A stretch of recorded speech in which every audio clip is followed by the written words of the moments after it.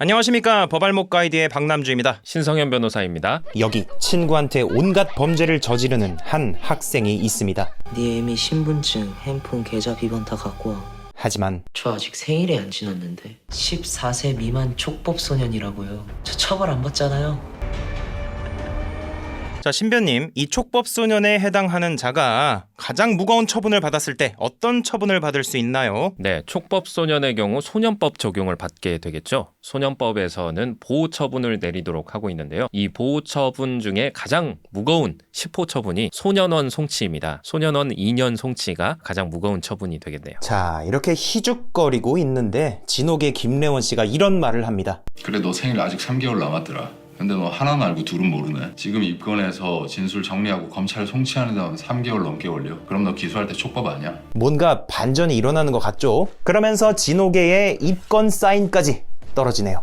양준태, 상습, 도박, 사기, 주거침입, 불법 촬영 및 협박 입건한다. 이렇게 말하는데 자, 이거를 좀 우리가 분석을 좀 해봐야 될 것 같아요. 예, 그렇죠. 기소할 때 되면 촉법소년이 아닌 자가 된다. 그래서 뭐가 달라지는지 드라마틱하게 달라지는 거를 의도한 그런 장면으로 볼 수 있는데 실제로는 어떤가요? 뭐가 막 바뀌나요? 네, 일단 3개월 뒤면 촉법소년이 아니게 된다. 뭐 이 말 자체는 맞습니다. 연령을 기준으로 따지기 때문에 3개월 뒤에 생일이 지나면 촉법소년이 아니게 되는 건 맞죠. 그런데 그렇다고 해서 뭐가 달라지느냐라는 걸 판단을 하려면 촉법소년은 소년법만 적용을 받고 촉법소년을 넘어서게 되는 순간 성년이 될 때까지는 소년법 적용을 받을 수도 있고 형법 적용을 받을 수도 있는 그런 상태가 됩니다. 보통은. 문제는 이 친구가 촉법소년일 때 범죄를 저질렀는데 그 이후에 기소가 되어서 재판을 받는다라는 게 문제겠죠. 원래 소년법만 적용받을 때 범죄를 저질렀는데 소년법과 형법을 적용받을 수 있는 나이가 되면 과연 형법 적용을 할 수 있을 것이냐, 이게 문제인 거죠. 드라마에서는 형법 적용을 받을 수 있는 것처럼 김래원 씨가 하나만 알고 둘은 모르는구나 이렇게 말씀을 하셨는데, 우리 대법원은 이렇게 기준을 제시하고 있습니다. 소년법 적용 여부, 소년범인지 판단하는 것은 판결 선고 시를 기준으로, 그러니까 재판 받을 때를 기준으로, 그리고 형법의 적용 여부, 형사 미성년자인지 여부는 범죄 발생 시, 형법은 원래가 행위 시를 기준으로 하기 때문에 범죄 발생 시를 기준으로 판단한다. 이렇게 기준을 제시하고 있어요. 이것에 비추어 보면 이 친구는 촉법 소년일 때 범죄를 저질렀죠. 아까 형법은 범죄 발생 시, 행위 시를 기준으로 한다고 했기 때문에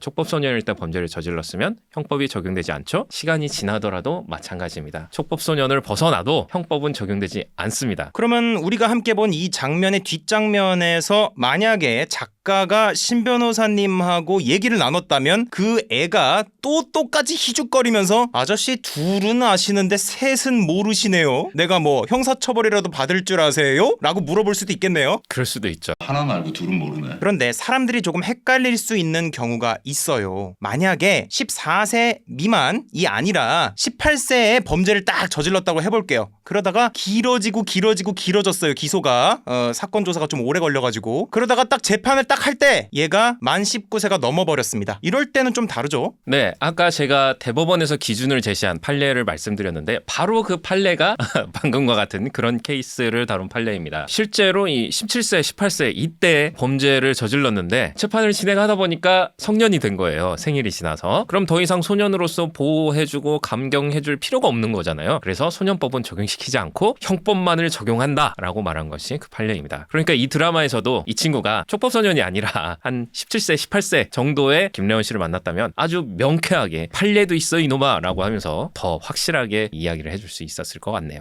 지금 신 변호사님께서 또 이 사람들이 싫어하는 말씀을 하셨는데 우리나라 법 현실은 이렇다라는 거를 우리 시청자분들한테 정확히 알려드렸으니까 실질적으로는 이 친구를 죽여놓고 아무렇지도 않게 그냥 나 하고 싶어서 했다 이런 식으로 희죽희죽 거리는 사람 무슨 시대로 가볼까요? 조선시대였다. 죽나요? 네, 능지처참하지 않을까.